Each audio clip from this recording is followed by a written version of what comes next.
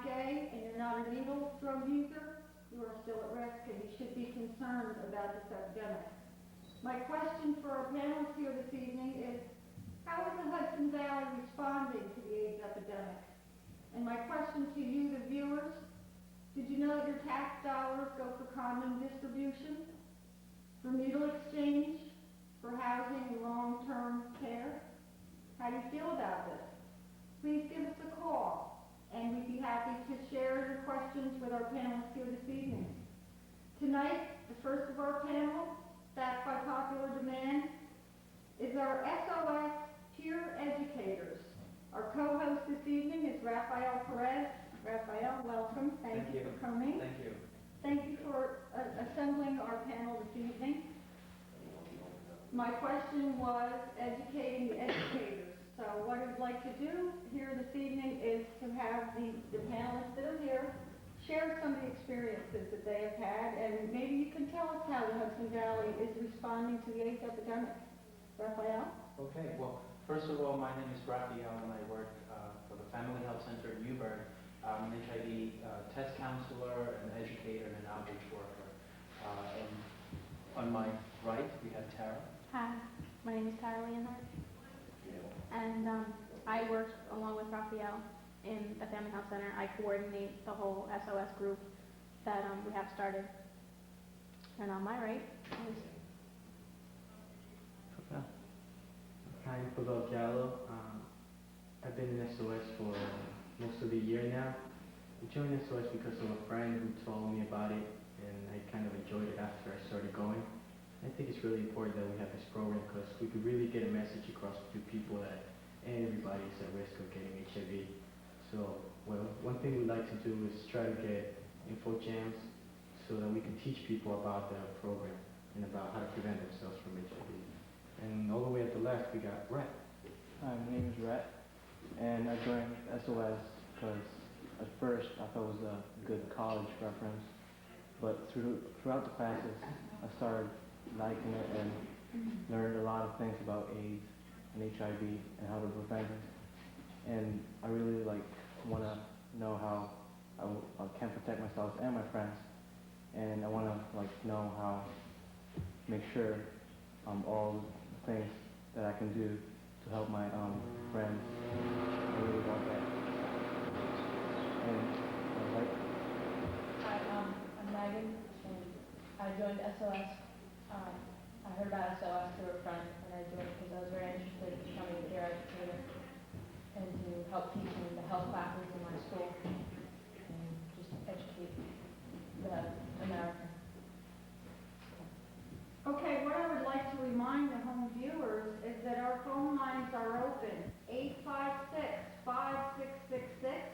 What we have done here this evening is, in addition to our panelists that you see here on camera, we also have two individuals that are on the phone, and we're waiting to hear from you. I know last week when I rebroadcast our November show, I had a number of calls that I couldn't respond to there myself, and I asked those of you that did call me that night to call back that this panel would be here. So again, call 856-5666. Your voice will not go over the air. The phone will be answered by one of the team, the peer educators, the SOS peer educators here. Maybe you want to explain who is on the phone. I don't want to leave that out. Sure. Would you guys like to introduce the people behind the phones this evening? Sure, I would like to do that. We got my friend Wesley Short, who's been in SOS for this semester, and we also got Heather there with us, also answering any questions that you would like to know and find out about HIV. Also, she has started this semester with the program, and I think that these are people who could really make a difference because they really are interested about the program. Okay, actually, the other thing is that a lot of people might be questioning themselves, what is SOS? And perhaps we can start letting people know what we stand and what are our goals. And we're basically based in Newburgh, and SOS stands for Safer Sorry, and it's a peer education program. And perhaps, Tara, you'd like to tell us more about how you started this program back 2 years ago. Okay, there's another one of our members that I am very good friends with that heard about SOS through the River Fest that we have in Newburgh during the summer. And two of the people that had worked in our clinic had thought about starting our SOS group. So Julissa had gone and talked to me about it, so we decided to start the program. We started this in December of, I think it was 1992, I think, that we went through the training, and it's a very intense training that you have to take along with passing a test. And after that, we got Raphael here, thank God, and we started the rest of our trainings. We're now up to our fourth one, that we have 25 graduates, with a lot more that are graduating coming up the end of this month. So basically what we do is we teach kids about HIV and AIDS and how to protect themselves and keep themselves from getting the disease. And Tara, what motivated you to get a group together? Was there a big need at NFA? NFA is the Newburgh Free Academy in Newburgh. Yeah. And what motivated you guys to start this type of program? well, I don't know about the rest of everybody else, but what motivated me is my mom, because she's an RN, and watching her take care of everybody else that they were sick, it kind of got me to the point where I wanted to help people, but I didn't want to be a nurse. So this was the easiest way for me to do it. And watching other kids get motivated about helping people learn about HIV. So that's what motivated me. What about if we ask everyone else why do they see their involvement in SOS? Why is it important to you to be part of this group? Well, I feel that it's very important because many of the people who are affected with HIV virus are affected as teenagers, and so we need to reach the teenagers now and make them aware of the ways of prevention. And I think it's a lot of teenagers are more comfortable listening to their peers. Mhm. If that's true, viewers, please call us, 856-5666. These individuals have come a long distance, and I really appreciate your being here. There's no such thing as a stupid question, so they can call in with any question whatsoever, and we'll do our best to answer. And if we don't have the answer, we might be able to provide it some other time. Okay. I know that you have so much to share with us. Yes, I we know do. that on our tape, we will cover the clean needle training. Yes. So if there's other things that you want to cover at this time, I know that there's so many different directions you can start with. I'll leave Okay. that up to you. Well, we just want to talk about the importance of prevention education. And again, just to remind people that there is no cure for HIV. There are treatments, but unfortunately we don't have a cure yet. So the only thing that we have is information as to how we can protect ourselves from becoming infected with HIV. And basically, before we even get to know how we can provide protection, we have to learn how to identify where is HIV found. So what are those fluids that we know that HIV loves to live? Help me out, guys. Blood.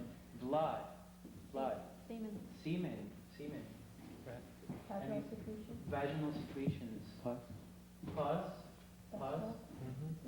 breast milk. And breast milk. What are the fluids that we should be predominantly concerned during sexual intercourse? Semen and vaginal secretions mostly. Mostly? Yeah? Does anyone agree on that? Yeah? Basically anything that has a blood contact. Yes. Very true. So knowing where HIV is found, what about the fluids that do not transmit HIV? Perhaps we can clarify those for a lot of people. What are those fluids that people may have questions about? Saliva. Saliva? Does saliva transmit HIV? No? Can, but it would have to be a very long kiss because it needs like 2 quarts of saliva to go into one small cut in order for the virus to be transmitted. Right. So what you're saying is that HIV, there's small traces of HIV in saliva, but you have to get that much saliva in order for transmission to occur. It's like a 2-liter bottle of Coke. So and then it will have to go into someone's mouth, and what has to happen in the mouth? What someone has to have? An open cut. An open cut. So someone would have to have an open cut in their mouth, kiss someone for that period of time where they would get in 2 quarts of saliva, Absorb it. right? Mm-hmm. Okay, so is that possible? Has that happened in the past that you guys It know? has not happened as far as we know. As far as we know, good. So basically what we're saying is that there has been no cases of HIV transmission through kissing or exchange of saliva. What about what are some other fluids or other ways that people may have heard of that HIV may be transmitted? Mucus. Mucus. Is that possible? Nope. No? No? Only way that would be possible would be if there was traces of blood visible in the mucus. And what would have to happen for the other individual? He or she would have to touch it in order for them to get infected, and it would have to get into an open cut. Right. Which I don't think somebody else would touch somebody else's mucus. Yeah. Great. Well, what about mosquito bites? I know this is one of the biggest myths. Would anyone like to address the mosquito bites? I know AIDS cannot be transmitted through mosquito bites, as testing has shown, because the needle that the mosquito uses, there's a thick membrane between the blood that's being taken out and the blood that's already in the mosquito, and so there's no transmission. So they don't return back whatever They they don't just... return, they only take blood out. Oh, very good, very good. Any other myth that you guys have had, that you guys have at home, please address it to us and we'll be able to do our best to answer them. So now knowing a little bit about HIV transmission, now let's talk about how we can prevent transmission from happening through using special protective devices. And I have Tara and Pavel, they're going to show us two very interesting latex barrier methods of preventing HIV during sexual contact. So Tara. Okay. Okay, if we might at this point, I would just like to let the home viewers know that this might not be a subject for a very young audience. For those of you that don't want to go into a lot of detail right now, I suggest you ask the youngsters to leave the room. Those of you of teenagers, parents of teenagers, relatives, everyone of all ages, please watch closely. Okay. First, we're going to start on the correct way to open it. You are not supposed to open it with your teeth. You are to rip it down the side without the use of your nails. What are you opening? The condom, a latex condom. Thank you. And you would push it out from the bottom. It's blue. Look. Okay. And you would take it out with your fingers, not with your nails. Okay. Before you use your condom, you should always check the expiration date. This one is 2/97, and always make sure that it's good. Okay. You take your handy dandy water-based lubricant. Why water-based? Because oil breaks the latex. It wears down the latex of the condom. So you're saying that if people would put any other type of lubrication, such as Vaseline intensive care, petroleum jelly. See, it with the friction, it wears out the latex, so it can cause it to break. So basically, you want to use something as Guyanol 2, something with a water-based lubricant. There's KY jelly, and if worse comes to worse, use your own saliva. Okay, now here's our handy dandy banana. Okay, what you're gonna do is you're gonna place the condom on the tip of the erect banana. You would grab the tip, and then you would pull it down from there, while holding the tip to make sure that all the air bubbles would not stay in. You know, they would come out. You would smooth out all the wrinkles and smooth out all the air bubbles, like we have here. Pull it all the way down to the base of the banana, and there you go. So what is the purpose of that tip?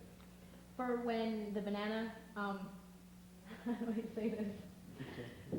Ejaculates, that there's room at the tip of the condom so the condom does not break.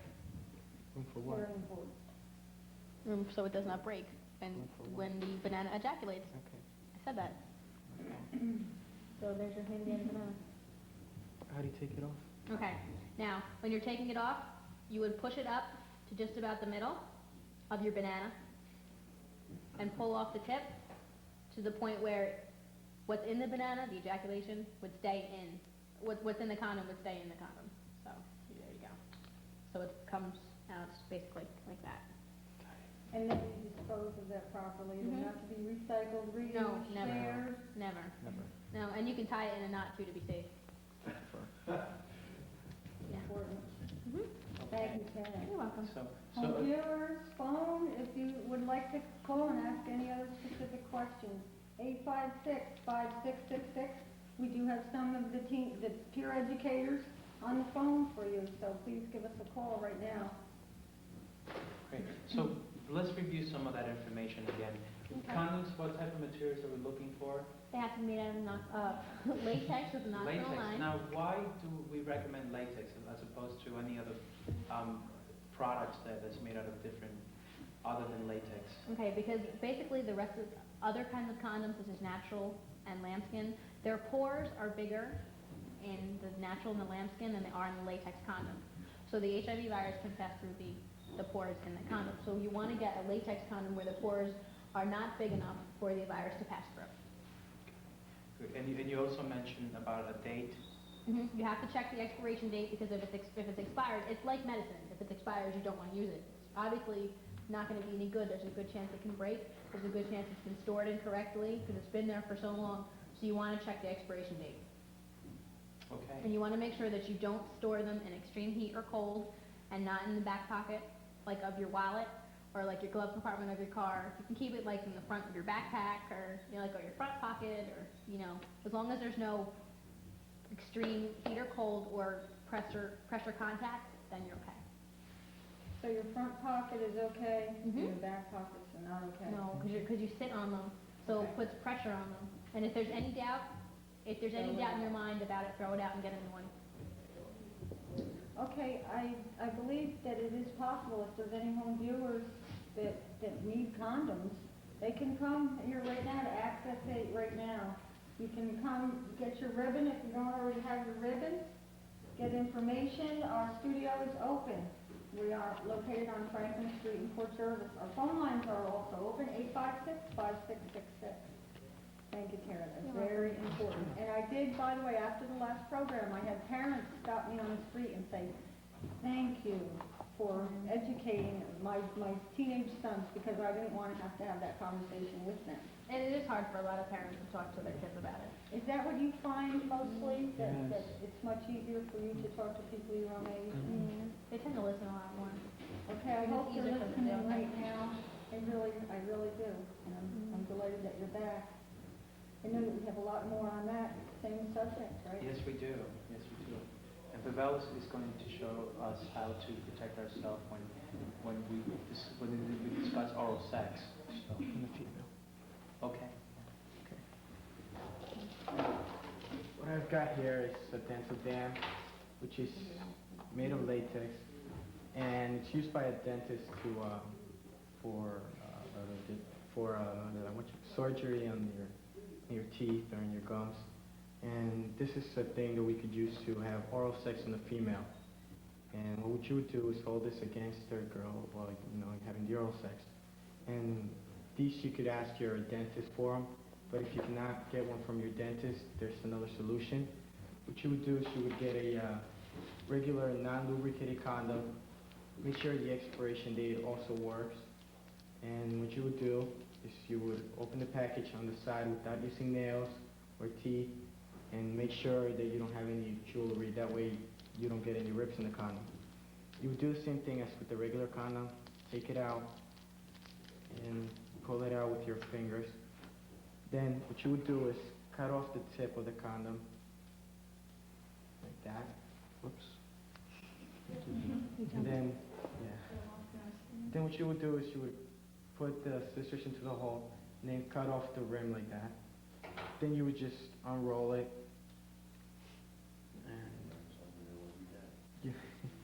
And you have a dental dam, like that. And you would do the same with the regular dental dam that you would get from your dentist. And one good thing is that what you could do is you put some KY jelly in there with minoxidil 9 or any kind of lubrication that's water-based, so that for the same reason it won't wear down the condom. And you will put it on the side that's going towards the female, put it against her and start doing whatever you're going to do.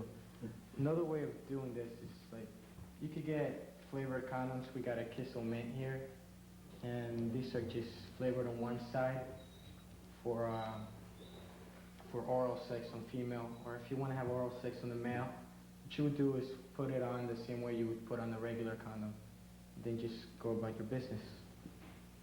One thing that you want to stress about the dental dams is don't flip it over. Yeah. Don't recycle it to the side that is against the female. you don't want to flip it over and use it again, because then it's like not even using one at all. So you always want to keep one side to yourself. And throw it out after you're done with it. Yeah. Throw it out, and I mean, it's not suggested that we flush things like this down toilets No. anymore, right? It Throw ruins garbage. the, And the recycle, not with plastics and recyclables also, right? right. Yes, sir. Viewers, 856-5666. Excuse me. Our lines are open. Our peer educators are waiting to hear from you. Yes, we are actually. And in the meantime, perhaps we can discuss more why there are a lot of teenagers out there that are not using condoms. Brad? Do you guys find a lot of hesitation in the high schools where a lot of teenagers they haven't been properly introduced to condoms, or what do you guys? I think that the accessibility of getting condoms, I think a lot of people are afraid to go into stores and they're unaware of where they can get condoms. Okay. People really, like, that I've seen, they're really scared to go into, like, pharmacies because they're embarrassed. And mostly what you can do is, like, go to your, like, a friend or something, and they probably could get you some condoms. And you can go to the Planned Parenthood, and they could give you some free condoms. So if you're, like, really embarrassed to get one in a store, you can ask a friend or older friend, or you can go to Planned Parenthood and get free condoms if you can't afford it. So they are readily accessible then, you believe? Home viewers, do you think that they're readily accessible? I would like to know what the feeling is here if people are self-conscious. Why? I don't understand why anyone would be self-conscious about going into a drugstore. I think it just makes a lot of sense. Condoms are accessible nowadays to in just about every town and city. If you go to your local Department of Health, they should make condoms available at no charge there. Several family planning clinics have also been making condoms available in the past couple of years at no extra charge. And I'm not sure in Port Jervis where would that be, but I do know that the Middletown Community Health Center makes condoms available at no charge.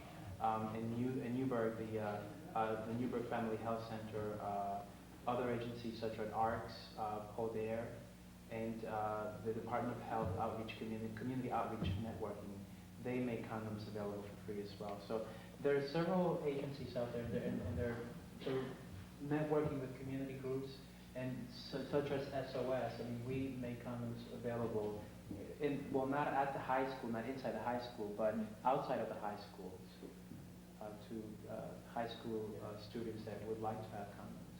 And do you find a good response to that they are making use of these condoms that are available to them? What does the panel think? I do. I find a lot of people that are coming to me asking me for them. Unfortunately, I'm not able to give them to them on school grounds, but I can give them to them like across the street. So when I do give them to them, they always usually come back for more. So then you know they're using them, or they're giving them to their friends for their friends to use them, but they're always coming back for more. So I find them using them. What about you?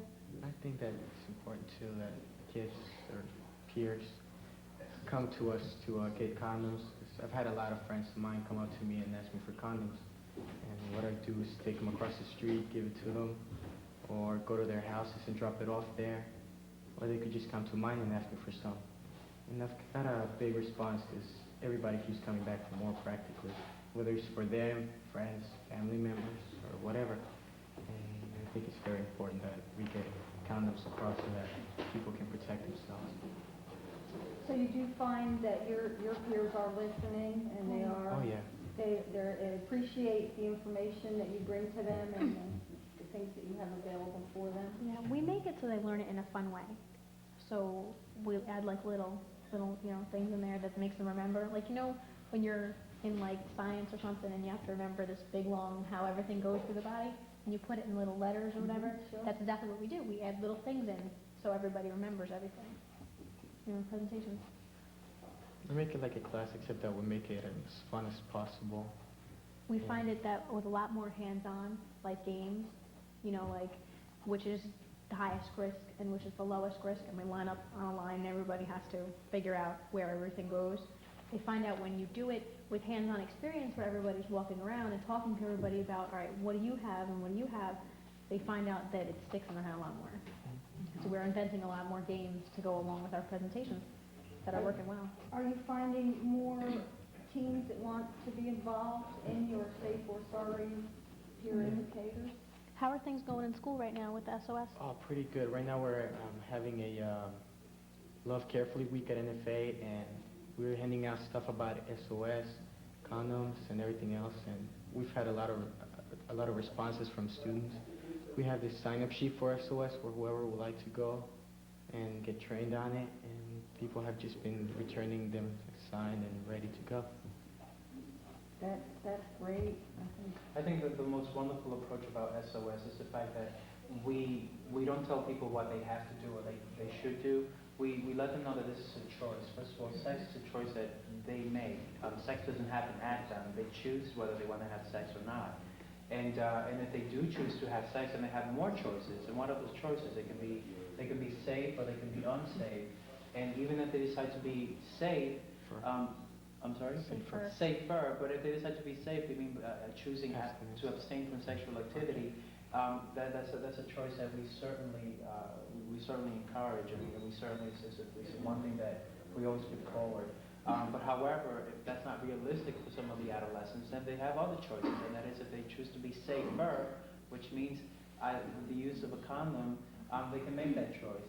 The other choice is, of course, to be unsafe and deciding to have sexual activities without protection. And then there are consequences to that, and some of the consequences are pregnancies, STDs, HIV. What else may happen? It's just about it, right? Yeah, that's about it. Yeah. Or it may be a freebie. Sometimes teenagers do make that choice of not protecting themselves, and nothing may happen. But every time they make that choice, one must realize that there are consequences to that. And that's basically what we teach. We're not telling people you have to use a condom, because we know that when the time comes, we're not going to be there with them putting on that condom. They're going to make that choice themselves. So if beforehand we give them the choices, we hope that they will choose safer sex. Okay. Home viewers, 856-5666. Please call us now and share your views with us or your questions about anything that we're discussing here. I just have some interested information that Donna Shalala from the Health and Human Services Secretary, she shared with a lot of people in the news conference, and that was that by the age of 20, 86% of young men and 77% of young women reported having had sexual intercourse. And the government statistics also show that the sharpest rate of increase in AIDS cases among young people, of 12 million new cases of sexually transmitted disease contracted yearly, 2/3 occur among people under the age of 25. And just like Megan mentioned before, that especially in our clinic, in the Family Health Center, what we're seeing is that people that have full-blown AIDS, and we do know that before someone reached full-blown AIDS, they have to have been infected with HIV for anywhere between 12 to 15 years. So if anyone is between the ages of 29 and 35, what we're seeing is that they were infected when they were adolescents or young adulthood. So that's another connection that we want to make, that prevention has to start early on. And the question that came up at SOS in the beginning of this semester was whether the high school is too young, or should we target the junior high school and start teaching then, there? And what do you feel about that? I think that the people in junior high school should be taught, because they're people that are that young who are choosing to have sex, and it's also, if they're taught that young, they become familiar with it, and then they're comfortable with it when they're old enough to choose. And you agree also? Yes, I agree. That junior high is not too young? No, I don't think so. Okay. And is that unanimous? Yeah, pretty much, yeah. I mean, I really value your opinions, you know, because you were there. You're there and we're not. I think depending on the maturity of the child or the teen, then maybe it could be started younger. All depending on the maturity and how you feel that the child could handle it. Because there's times that there's very inquisitive little kids and they want to know, Mom, where do babies come from? So hey, if you're going to tell them that, you might as well tell them everything else while you're going at it. The So. risk. Yeah. There's a tremendous correlation with substance use among adolescents and and risk behaviors for HIV. And perhaps maybe the group can talk a little bit more, because this is what we talked about last time. So, what is the connection between HIV and substance use? It impairs your decision making to where you may not make the decision that you would make normally if you weren't under the influence of anything. And you may regret something that you do, or end up with something that you don't want. Such as? Such as pregnancy, a sexually transmitted disease, worst case, HIV. Or some other type of incurable STD.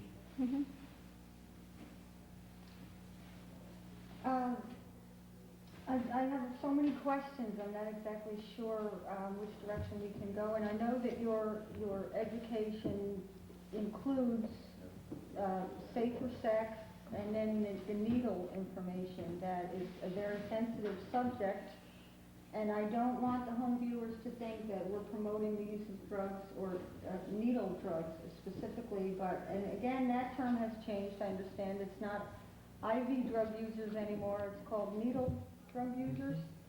Does someone, I don't know if there's a portion on our videotape actually that explains that, but that's something new and different. I see terms changing all the time. Someone want to explain why it's not called IV drug users anymore, and it's needle drugs? Well, drugs, when you use needles, you're still breaking the skin, and there's AIDS can still, the HIV virus can still be transmitted. Whereas when it first was talked about, it was IV, which is intravenous, and that's in the vein. I mean, I'm not a nurse, Well, so it could be subcutaneous or... subcutaneous means under the skin. Right. It's a medical term I looked up when I saw it in these write-ups, so. So there's two different type of needles, usage is either in the vein or under the skin, and AIDS is a risk, As long as there's a blood contact. so it's Of not you necessarily and- just IV drug Yeah. use. Anytime blood is involved, there's an HIV risk. Whether it's anything, there's always a risk. Well, we have to look at the type of behavior, and like, one thing that is common among high school students is to inject hormone steroids. And again, it's not the substance that gives HIV, it's the fact that you're injecting a needle that might have come from another vein, that might have come from someone that is HIV infected, and might not even know that they are. So it's that risk that we want to address. It's not specifically what's being infused into the veins, right? It could be a substance, it could be a hormone. The material, what the actual, it could be high-tech gasoline, so, no, Right, I'm or- not recommending that, but Yeah. I mean, it really doesn't matter.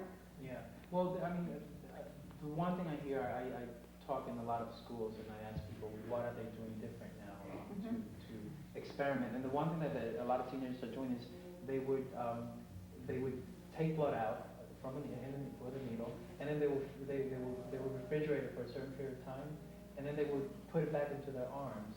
Now, I don't know what this has to do, what kind of effect it does, and I'm not promoting that, but Not at all. it's the fact that it's the behavior there, it's the fact that someone is messing with a needle that we don't know where it's been before, or where it's going to be injected next. So that's what we're trying to sort of address, is the fact that if someone must use needles, such as someone that injects insulin, that there's certain precautions. First of all, don't share needles, right?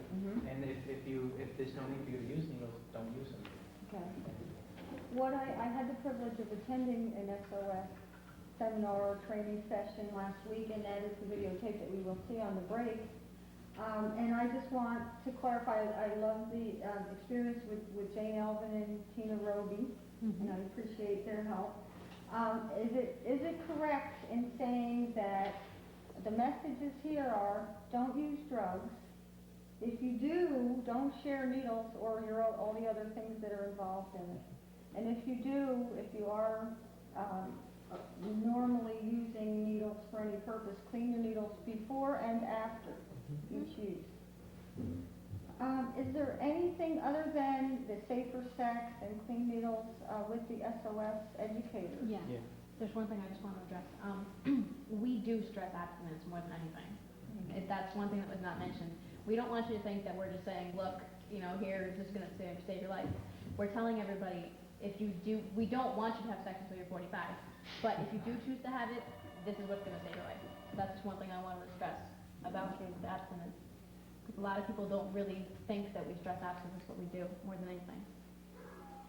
The other thing with safer sex, using condoms, they're not foolproof. So if the way Tara shows how to use a condom correctly with leaving reservoir tip and getting rid of air bubbles and making sure that it's a latex condom, there's an expiration date there, and that a water-based lubricant is used, condoms could be 99% effective. Again, they're not 100% effective, and we're not endorsing condoms, but we're saying that it is a choice that you have. So home viewers, our panelists will be here for a few more moments. Please give us a call, 856-5666. Again, we do have condoms here available for those of you at home. We also have the ribbon project that's always in full force, and we'd love to see everyone with the ribbons. And if there's any questions that you really don't want to discuss over the phone, come on down, please. We have some refreshments here. Is there anything in closing, that message that you might want to leave with the shy teens that are home and don't want to call? I know. Basically, if you don't know, just ask. It's like Raphael said at the beginning, there's no stupid questions. There's only things that you don't know or don't understand. And there's always one person in the world that can answer your question. You just have to find them. One more thing is that all your questions, input, thoughts are always welcome with us, and whatever you need that we could help you with, we'll be there for you, and we'll do our best to help you out. Okay, we're going to move further down. If you have any closing messages that you'd like to leave with the teens of the area, maybe they want to get involved, or they might have some questions. Good, Megan, yeah. And that don't be afraid to ask questions, and that remember that abstinence is the only way to protect yourself 100% from each other.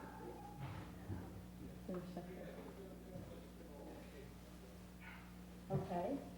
I just want to say that if you're really afraid to ask questions, just like keep on watching, and maybe like one of the callers might answer your question if they ask the same question that you want to ask. Maybe they can answer for you. Okay, and that's why our panelists are here this evening, to answer your questions. We will be going to a videotape portion of our program. Our panelists will be here, 856-5666. Please stay seated and watch carefully the segment of the SOS. Can I just say something? Oh, please, get up. If anyone would like to get more information about getting a group like this started in your school, you can contact us at the Family Health Center, and that number is 565-3138. Again, 565-3138. You can contact me at extension 223 or ask for Department 5. You can contact Tara in the afternoon or myself, Raphael. And again, even if you have any questions, no stupid question. It's a stupid question. So anyone, please, you're welcome to call in. And that number again, Raphael? It's 565-3138. 3138, Yes. extension 223. Or Department 5. Or Department 5 for the home viewers that haven't noted it. I do have that written. If you do miss the individuals here this evening, please give me a call and I will get that information to you.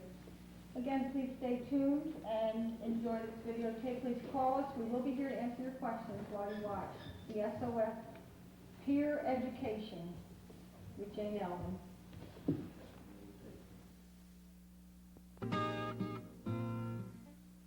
Hello, my name is Andrea, and I was interested in being a member of this HIV peer educators program because a lot of people in my community are suffering from HIV and AIDS, and I think it's really good to get them aware of what's going on.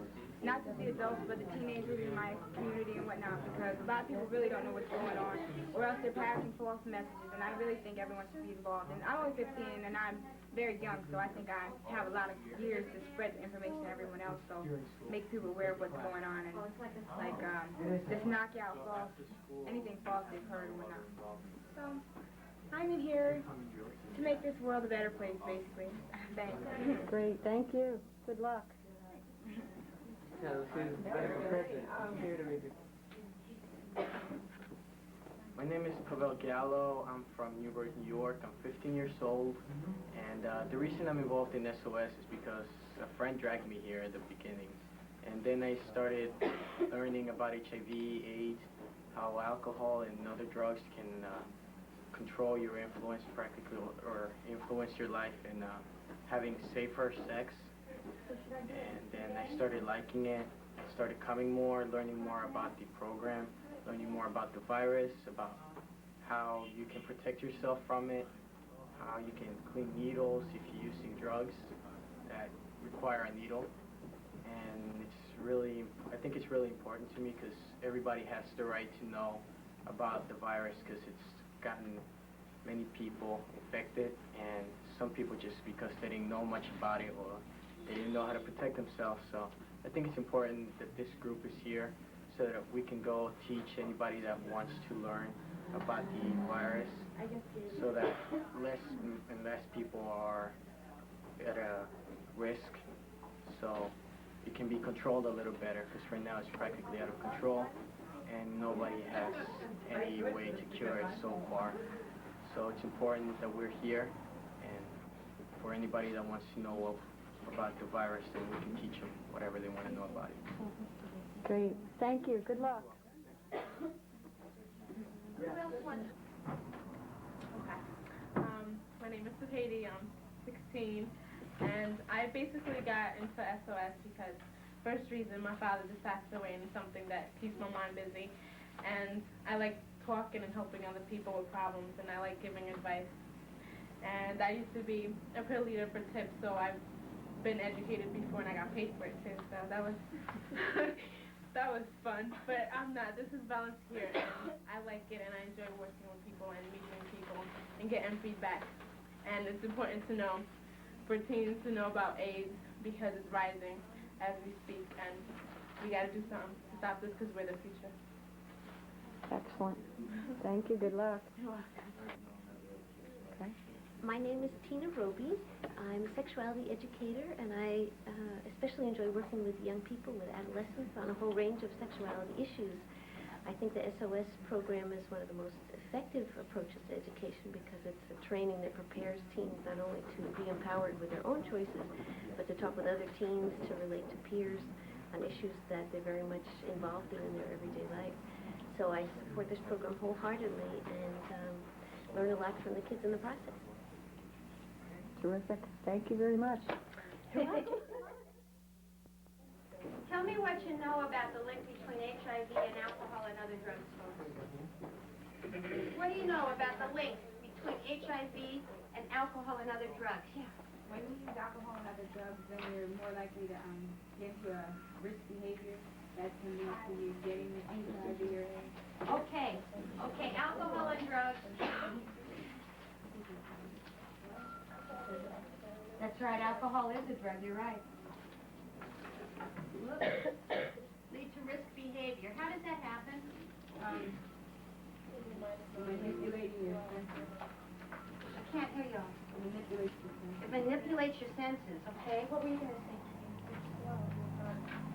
You're not like, aware of anything. You're not fast enough to like act on anything. You're just there. Yeah, Kind it of does. thing. You're just there. Yeah, it dulls everything. Yeah. You're slow. You're slow. Okay, well, makes you lose common sense. Yeah. But you're not really aware of what you're doing. Okay. How much alcohol does it take to do that? Not much. Not much? Well, it depends on the person. Depends on the person, depends on the serving size, depends on how much you can do. You think you have to be drunk to have alcohol impair your judgment? No? Yes? Just a few sips? My mother has a sister here.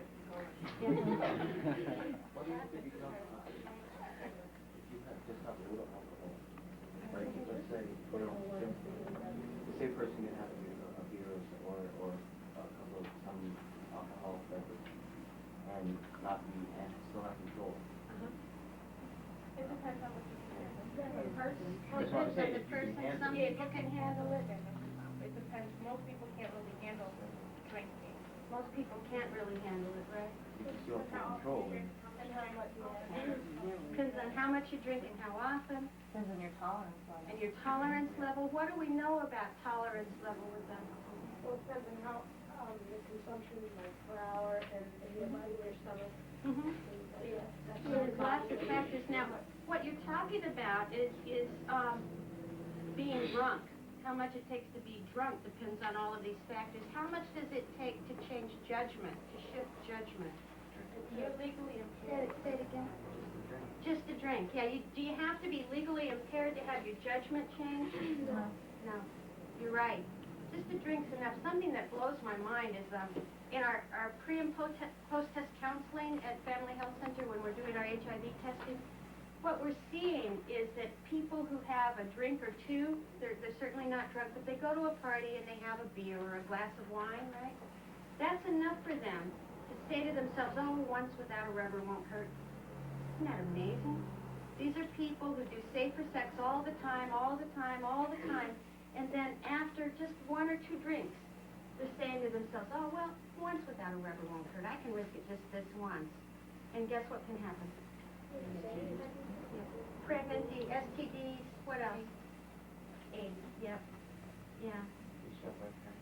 Get shot by a parent. Hopefully not. Hopefully not that, but parents could get very angry, right? Yeah. Yeah, so there's a lot of negative side effects to just a drink or two, even though the person isn't legally drunk. They probably could drive all right, although I would hope they wouldn't try. But thinking about sexual choices really shifts there. Something else we see that I find rather interesting is that the people who carry condoms with them all the time, when they have a drink or two, do you think they use the condom if they have it with them? No. It's a better chance if they would. Go with that. There'd be a better chance they would use a condom if they have it. If they have it with them, they do tend to use it. They do tend to use it if they have it with them. What's happening is if they don't have it with them and they have a drink or two, they tend to say to themselves, well, I'm not going to just say to this wonderful person here, I'll be right back, excuse me, I'm running to the drugstore, right? They don't do that. They tend to say, oh, once without a condom won't hurt. However, if they're not drinking, what do you think they do? They use the condom if they have it, and if they don't have it, what do? They don't have sex, they what? They run to the drugstore and get one. Yeah. What if it's closed? What if the drugstore's closed? What? Forget about it. Right, right. Actually, did you know that people don't have to have sex just because it crosses their minds to do it? Yeah, you knew that? Oh, good. A lot of people don't know that. That's something that we need to help people figure out, that just because it crosses their mind, it doesn't mean they have to act on it. We have all kinds of thoughts all the time that we don't have to act on. And I think one of the things I see a lot is in our office, coming through our office, is people of all ages, not just teenagers, people of all ages, do things just because it crossed their mind. They don't have a lot of impulse control. Alcohol and other drugs reduce impulse control even further. So it makes people believe that just because it crossed their mind, they need to do that. Okay. Tell me more ways that drugs can put someone at risk. Yes. Needles. Tell me about that. What about it? Sharing them. Okay, one person is affected, a lot of one person is affected by it, by a virus, and then somebody else uses it and uses it. Great. There's blood in the needle. Yeah. There's blood in the needle. Is there anything else they can't share? Cotton. Why? Did I hear somebody say something else? Okay. Water. Okay. You guys are good. How many of you know at least one person who uses needle drugs? Does anybody in the room know at least one person? Excluding diabetics or? Excluding. Group 1 would like to share with us how to clean a needle. Group 1. Who is in group 1? That's group 1 back there. Don't forget to shake it. Oh, okay. Yo. Come on up here. Oh, I didn't know I had to go with your task. You get to. You don't have to. You get to. And speak up. Speak up. You're going to need to speak up. Okay, we're fine. So,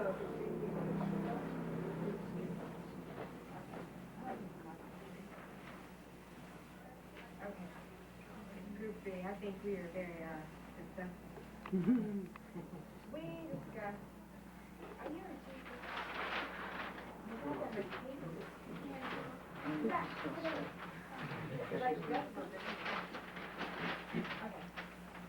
need to stress it.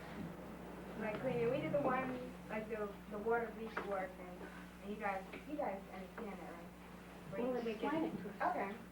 Yeah, you have your needle.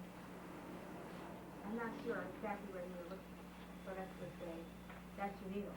I don't know, maybe that's your plunger thing, okay? Then you have your cup of water. Okay? Okay. Then you stick your needle in here, and you press down on the plunger, and then, oh, you pull up on the plunger. Yeah, you push it down first. Ha ha, you have to get the air bubbles out. Ha ha. That's number one. That's number one. So then you pull it up and you draw the fluid in, and then you shake it, and then you push it back down and let it go out. Not into the same cup though. Like into the sink with running water would be nice. Hot running water. Was it not by a sink? Well, if you're not by a sink, just like put it like ground somewhere. Well, okay, so we have a pack of cups, okay, you put it in there. Place them in nice designated areas. This one is your You're not gonna feel Well then, okay, but you guys get the idea, right? Okay, so then you move on. Well, you do this 3 times. No, we'll say 8. Just to encourage people to go at least halfway. 4 and 3 is the minimal. So if you do 4, you're kind of safe there. Okay. And when you're telling people this, you have to tell them. You have to make sure that they don't think it's like 100%, because it would only be 100% if they weren't doing it at all. So as long as they're doing it, if they do all this cleaning properly, they can reduce their chances, and it'll be like the most 99% effective. So just let them know there's always that 1% that they can mess up and get the disease. Then this is our water. Then you move on to your bleach. And you do basically the same thing. But first you press out all the air to the bubbles. Get out air bubbles. Then you bring it in. You pull up the plunger when it's in the water. The bleach. And then you do this, say 8 times. Right? Okay? Right. You never do it the 4 times. And then, when it's done, you move on to the water. H2O. And you do the same thing. Okay. Press it down. Pull it up. Press it back down. Pull it back up. And then you know you have stuff in there. Okay. But this should be clean. There should be no blood or anything in there if you're cleaning it for the first time. And then, then the 8 times. And then 4 times. And you're kind of safe there. Okay. Now you have to mention to people that they have to know they should do this twice. 2 times. Because they should do this like once before they before they shoot up, and then once immediately after. So then in case they discard their needle or something, that somebody else won't take it up and mingle their blood and catch the disease or the virus. Or so that if they shoot up again, they won't, if they decide to share a needle or something, they won't give anybody anything they have. Or if they share it with somebody, they won't catch anything that somebody else has. Got that? Yeah.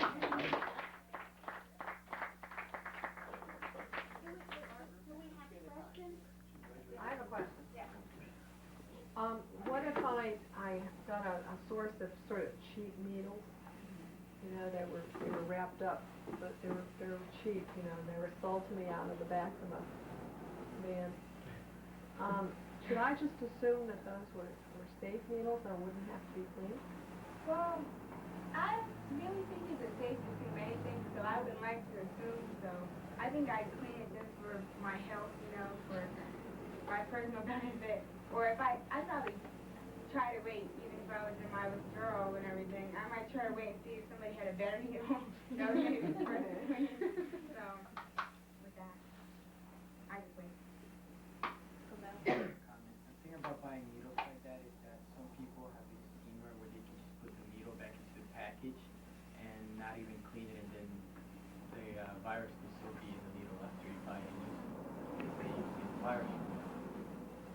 So that stresses the point. You really should clean your needles before you use it. You shouldn't. You should. I shouldn't. Shouldn't clean them before you No, but you should. What's another way you could say that? Oh, that's good. Oh, yeah. It would be better. It's advisable that if you go.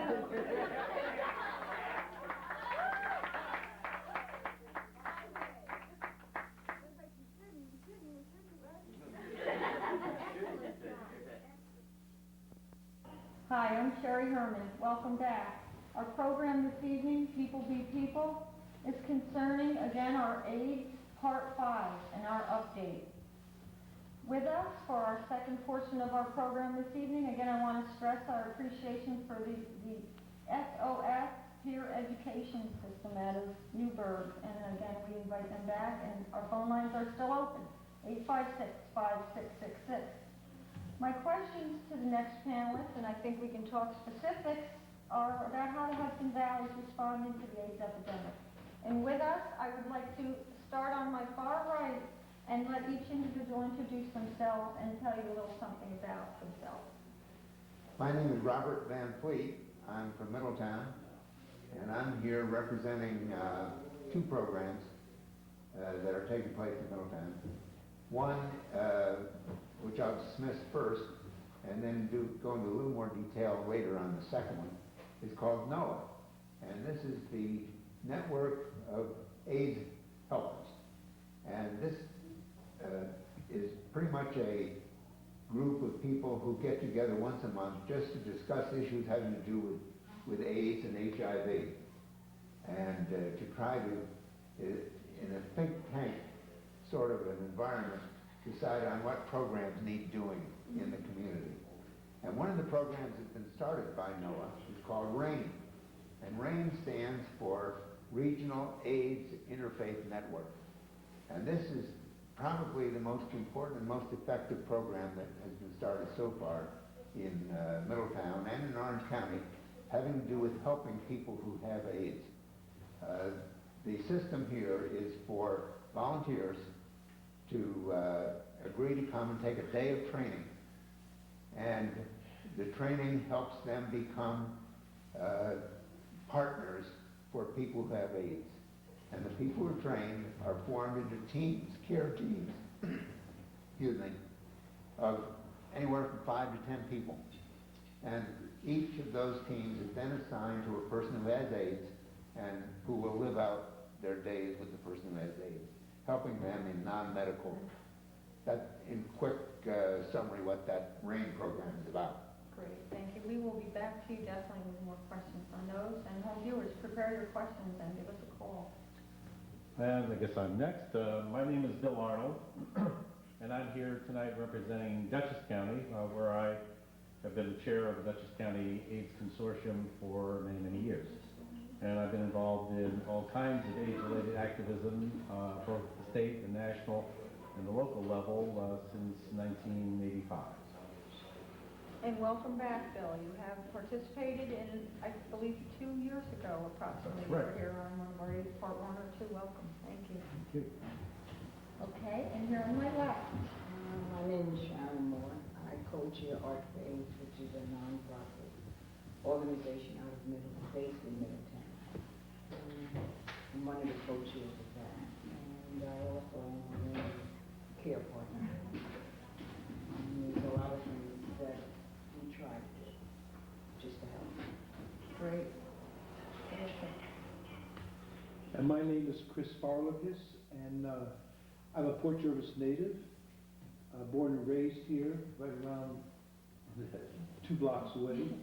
I'm here with Art for AIDS, which is an Orange County organization that takes care of people in Orange. We raise money to do a lot of things for people in Orange County with AIDS, and we'll talk about that later.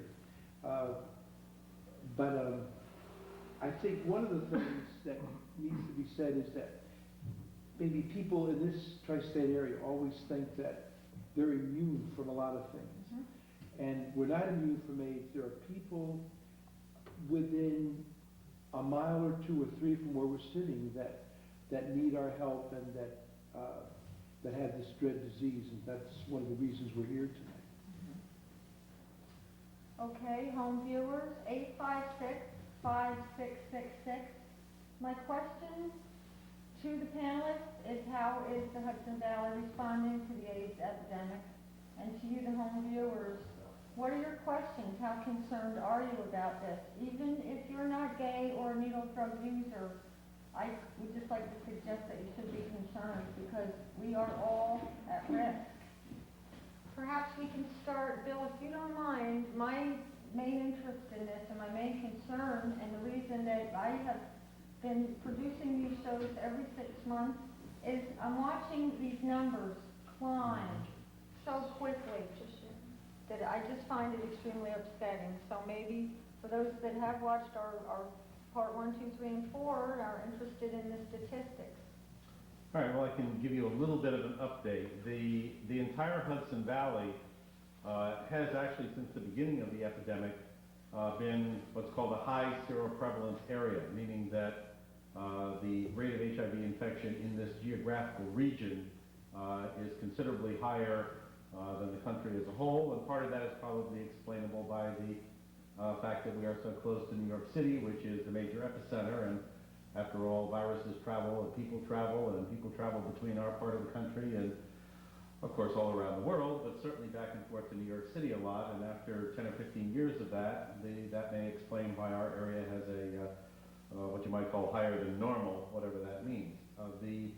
At the moment, in the 7-county area, which would be well, Sullivan, Orange, Ulster, Dutchess County, Rockland County, Putnam County, and Westchester County, we have, in the general population, that is to say, not in any of our prison populations, over 3,000 cases, about 3,300 actually reported as of December of last year, and you may be sure that when those figures are updated here in the next 20 days, you're going to find another 200 or 250, maybe even more added to it. In terms of the epidemic in the country, this geographical area has always had a smaller component of gay route of transmission, gay sexual activity. We've always had a higher than normal number of adolescents and a higher than normal number of women. And we have an unusually high number of babies that are born in our local hospitals who are born carrying the HIV virus. For example, in the national figures now, we started talking about 3 years ago that women were going to become a big issue in the AIDS epidemic, and a lot of people either didn't believe it or didn't want to hear it. Nationally now, in the last batch, which I think is roughly 14 months or 15 months of newly diagnosed AIDS cases, 12% of them are women. In our geographical area, we're a little bit over 20%. So most of the routes of transmission in terms of the female population have to do with sexual partners who were IV drug abusers, or in some cases, the women may have been IV drug abusers themselves. And of course, communities of color are disproportionately represented, but that does not mean, and you should not think in this area, that there are no Caucasian or white women. There are significant numbers of white women. This is not something that has got any kind of racial overtone to it whatsoever, particularly in our area. In fact, you name it, and we've got it, up to and including members of the cloth, male and female. And in fact, two of the first cases I was involved with here in this region were a priest in Orange County and a nun in Sullivan County, both of whom have since passed away. And the prison population is a special situation, New York City has 68,000 people roughly in their prison population at the moment, not counting work release and not counting parole and probation. And we know for a fact, and when I say we, I mean the State Level Department of Corrections and the State Department of Health both agree that there are somewhere between 8,000 and 9,000 HIV positive people in the prison system. There may be more that we don't know about. We do not test all our prisoners in New York State, although the federal prison system does test all of theirs. But Bill, when we talk about our local numbers, we don't include our prison people. No, I have not. That's a horrible story all by itself. And in terms of full-blown AIDS in the New York State prison system, as of the next reporting system, there will definitely be over 2,500. The vast majority of those are already dead, of course. And the remainder up to 8,500 or 9,000, depending upon what the figure turns out to be at the next release, are people who are HIV positive but do not necessarily have full-blown AIDS. Bill, could we focus on Orange County for a minute? Sure. We've been using numbers, and I don't have any specifics, but we've sometimes used the figure 400 full-blown AIDS cases in Orange, and I'm sure there are probably more than that. The official figure in December, which is under the old system, which is AIDS cases reported to county departments of health, then reported to the State Department of Health, and then verified. We don't use this process anymore. We do the verification afterwards, and we, as of the first of last month, will be using new figures. But even then, the figure was 356. When the impact of the new full-blown AIDS diagnosis hits and more women are filtered through the system, when the cases that have been reported but not yet verified show up in the count, which will probably be next month, they're already showing up in the federal count, the count level. So that's 400 AIDS cases, and I know Dr. Dorfman and I and other people have been saying publicly since at least 1991 that it's highly likely that there's somewhere between 5,000 and 6,000 HIV positive people in Orange County. With 10 for every unreported for every reported. All these figures, of course, obviously are unreported. Underreported, I should say. There are plenty of people who were tested out of state, who have been tested confidentially, who have never revealed, or gone to their doctor, aren't sick enough yet to have gone to the hospital. Those people don't even show up in the statistics yet. And of course, it doesn't address, in our area, a very large number of people who got sick somewhere else and then came home to die. And they may spend the last 2, 3, 4, 5 years of their life here, even though they may have been diagnosed and reported in San Francisco or New Orleans or Montreal or New York City or wherever. And how is the Hudson Valley prepared to deal with this? I mean, are we in good shape? Are we in bad shape? I just want your opinions. I am frightened because I just don't see enough people reacting to the numbers climbing like they are. The American way, of course, is to first talk about the problem. And then ignore it, it'll go away. away. And then ignore it and hope it will go away. That's what I'm afraid of. And then blame it on somebody else, or certainly put it over there. In our neck of the woods in '87 and '88, the favorite argument was always it was on the other side of the river. So when you talked in Poughkeepsie and in Beacon and in Putnam County, it was always, well, it's really Newburgh, right? And then you would talk in Orange County and in Rockland County, and well, I understand Beacon and Poughkeepsie. Westchester must be just terrible. Well, of course, the truth of the matter was it was a problem everywhere then, and everyone was going through this process of finally admitting to themselves that they or their kids could be at risk, and then admitting that their town or their community or their church or whatever. And this process is still ongoing. Seeing the kids here earlier made me feel wonderful, because we were saying 2 or 3 years ago that adolescents were going to be a big problem and going to show up in the national figures, and guess what? Now they are. And who's going to convince the adolescents to take the appropriate precautions, whether it's abstinence or safer sex? Their own peers. As simple as that. However, Sherri, it seems to me that it's discernible now that there is a turning to by the public. I really think that signs are showing up of people being concerned enough, being aware of what Bill's talking about and what's out there, and deciding that, by golly, they better do something about it. both in the schools and in private organizations.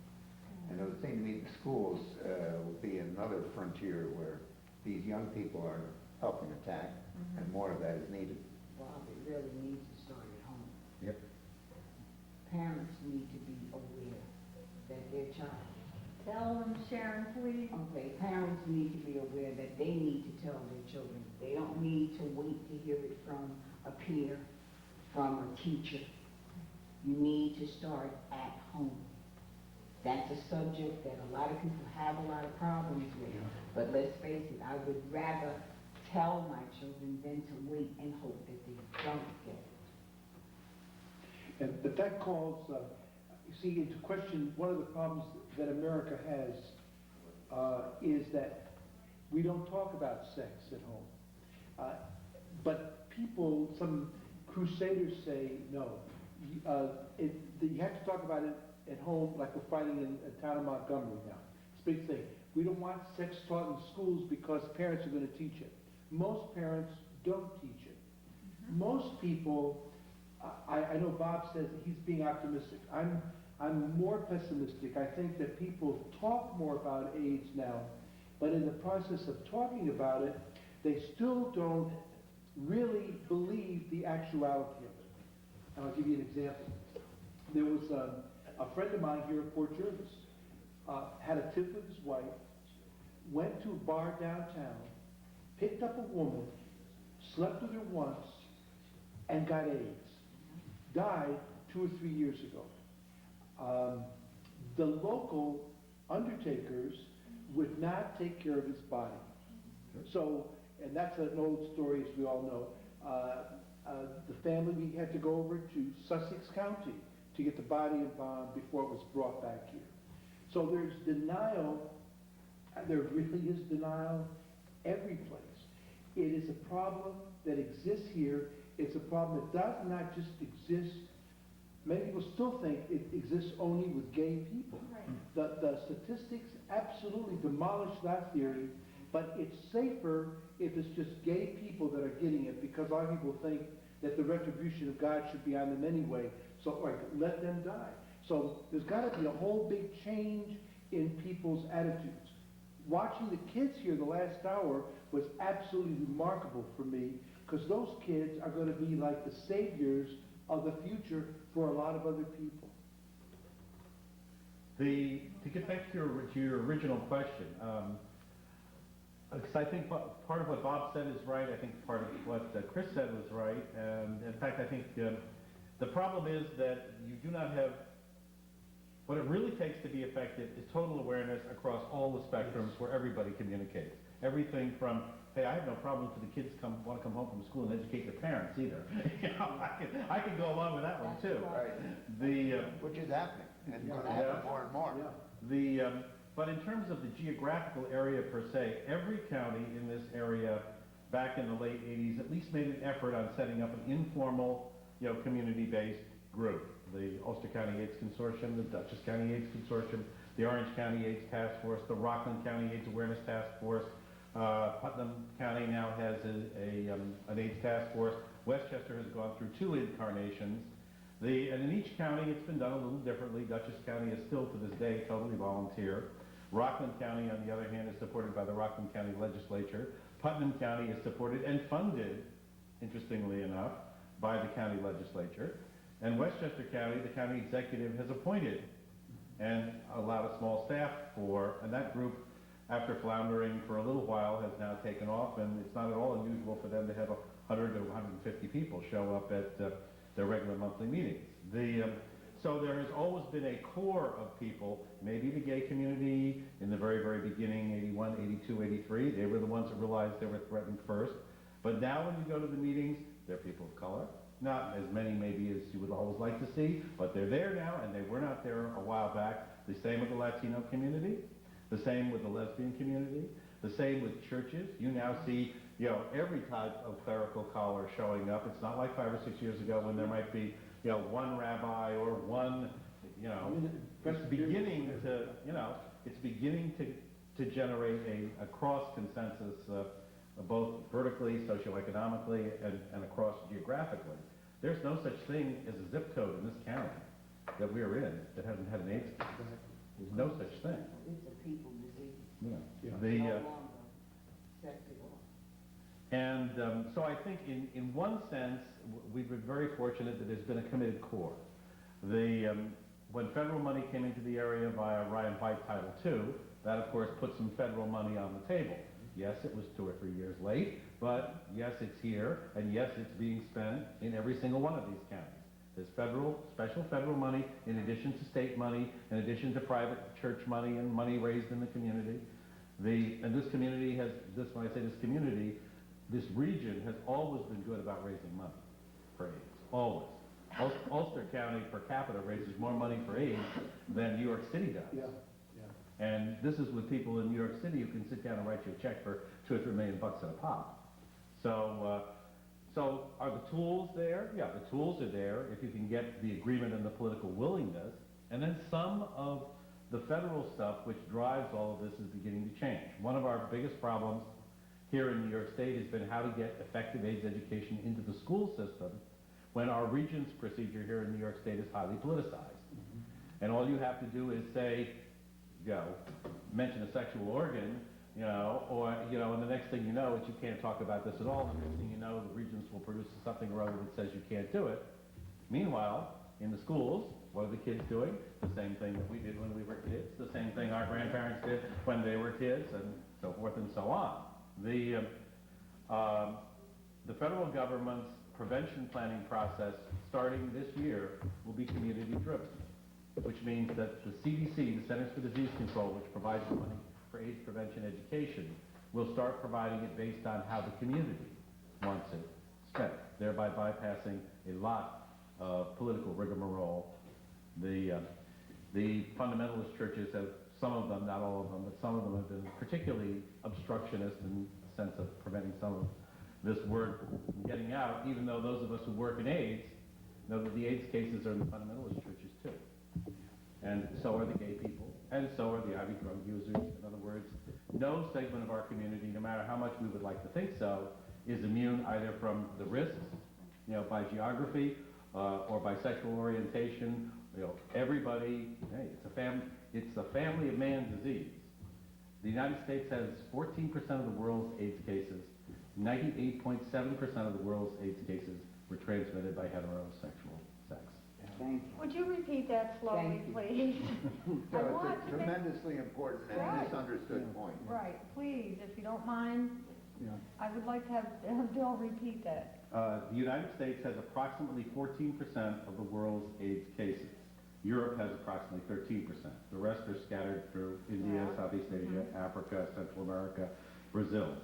The 98%, actually a hair over 98% of the world's AIDS cases were transmitted by heterosexual sex. And in parts of Africa, and this is also true in certain parts of South America, the ratio is exactly 50-50. In those health climes, for lack of a better word, the chances of a woman being infected by a man are exactly the same as the chances of a man being infected by a woman.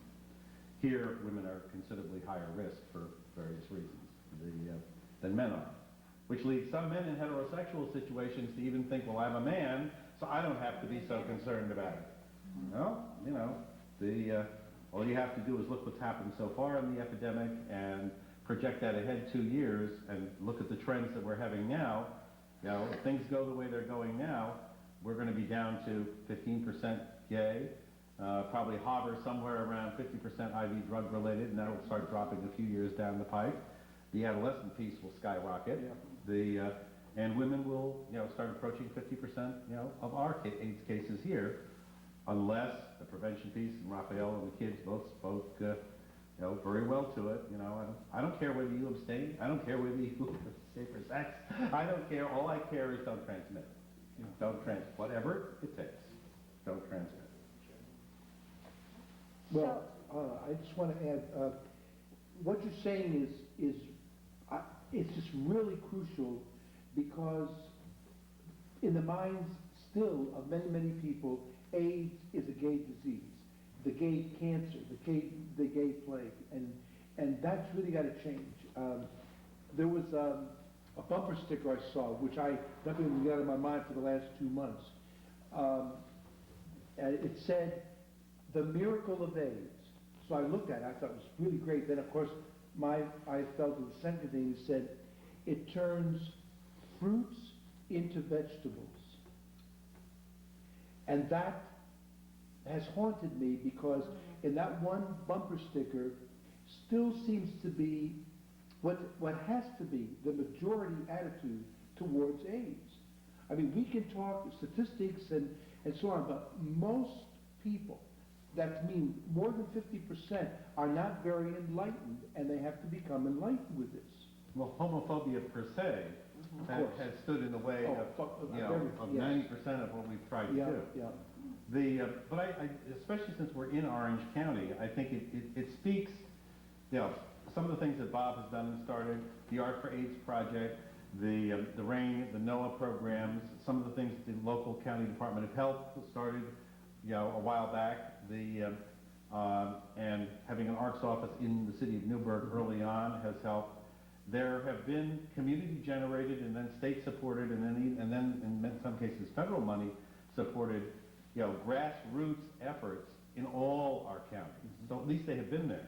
Let me tell you, it's not this way in Utah. It is not this way in Idaho. Yeah. It is not this way in South Carolina. It is, they have their pockets too, but we are luxuriously supported both in terms of federal and state money and with programs and so forth, and with local community volunteer efforts compared to some parts of the country. And guess what? Those parts of the country are where probably we were 5 or 6 years ago. Yeah. It's not going to get that bad here, you see. It's going to be, I suppose if you're in South Carolina, it's in North Carolina, or it's Florida. And I suppose, in other words, the dynamic continues. It's so frightening personally that you get into denial, and then it becomes frightening, to your region, and then it becomes frightening to your government, and then your county, and then your state, and this whole process you have to go through before you finally say, wait a minute, this is a disease, and everybody's at risk, and then finally, at some point in the process, everybody can get together and agree that, gee, it is a risk. And if it's not a risk to me, well, darn it, it's a risk to my kids.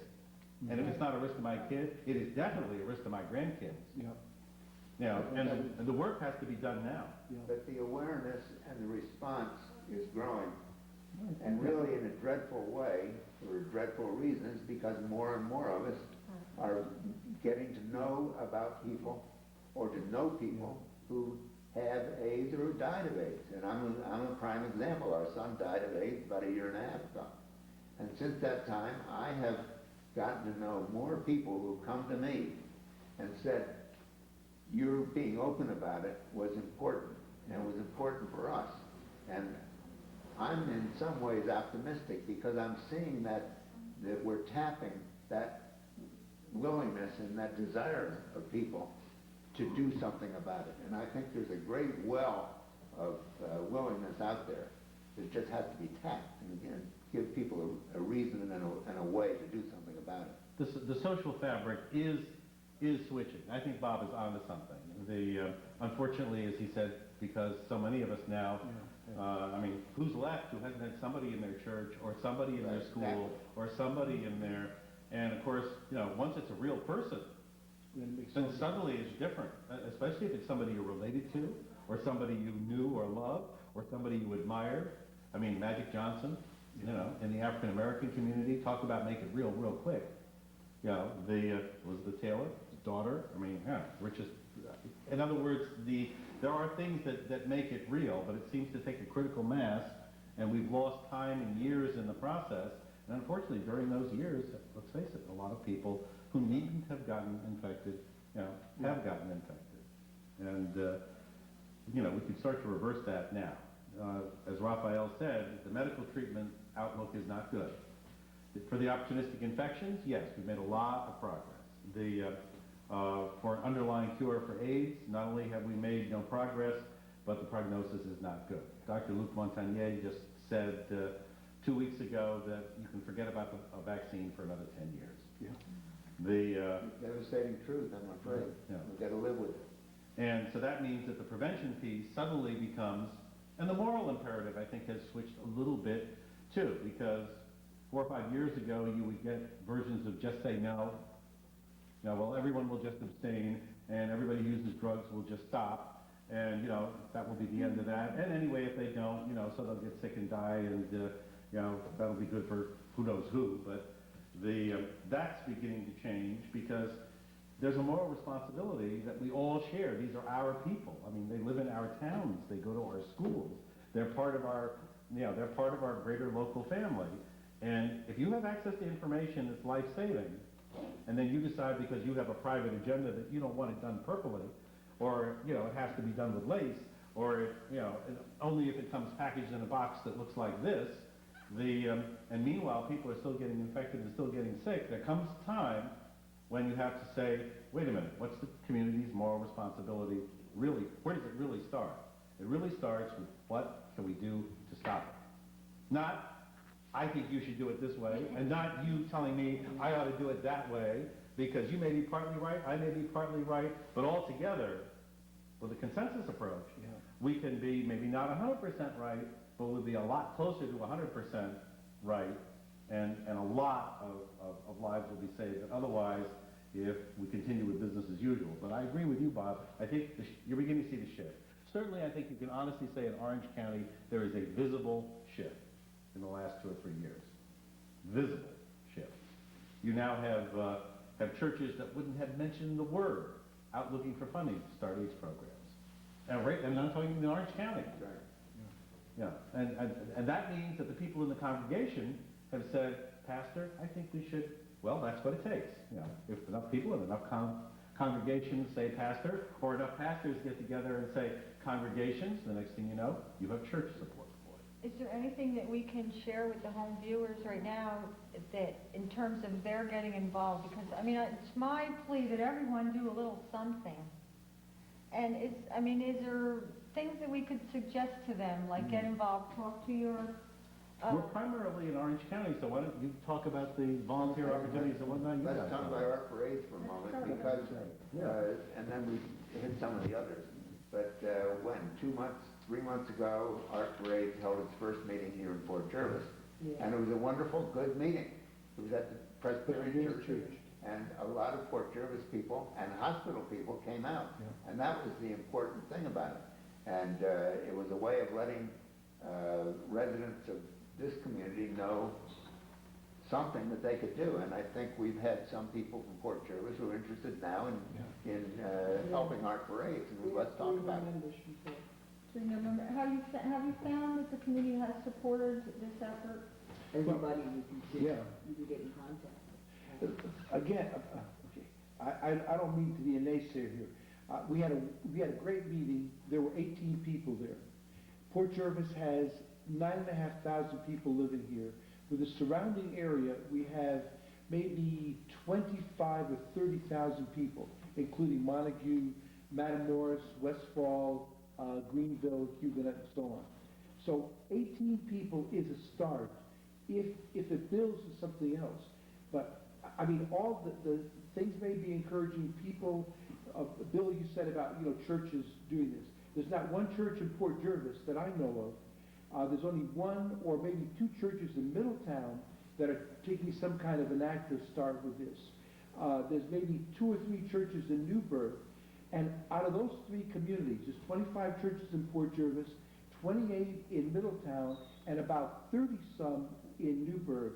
So to have 4 or 5 churches assume their Christian responsibility or their Judaic responsibility, whatever it is, out of maybe 75 churches is a beginning, but we still have to get people's hearts and minds involved in this. And that's the thing we try to do through art with AIDS.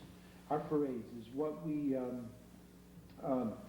it has to be something artistic. And we're going to be here with information and a booth, and they have a program here in about a week and a half called Dazzle on the Delaware. And we're going to be there for 2 days with our new T-shirts designed. You can buy it and tote bags. And lots of literature, and people can sign up. Exactly. People can sign up and come and help us in this crusade. Well, and there are always the AIDS community-based AIDS organizations are always looking for volunteers. The ARCs in Newburgh, and for that matter, I think all the family health centers now are looking for volunteers.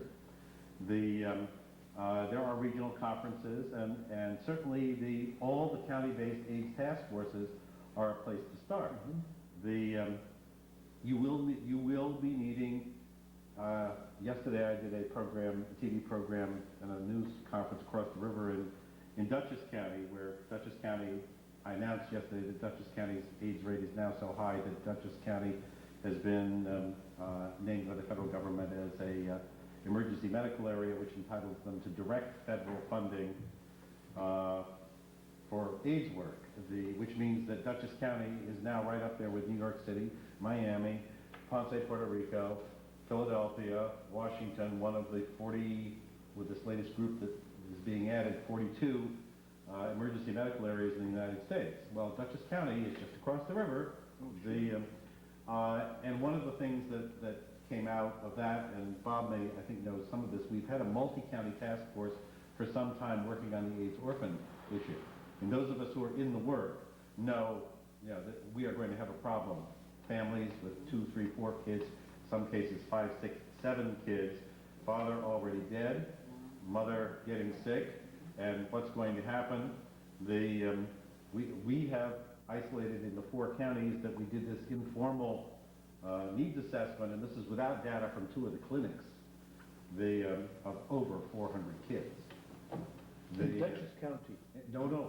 In the 4 counties. We think, without, because we still got to work all these figures out, we still got to fold in the figures from the 1 clinic, but I would be willing to bet you that it turns out to be something like 60 in Sullivan, probably 125 in Dutchess, probably 140, 160 in Orange, and the balance in Ulster County.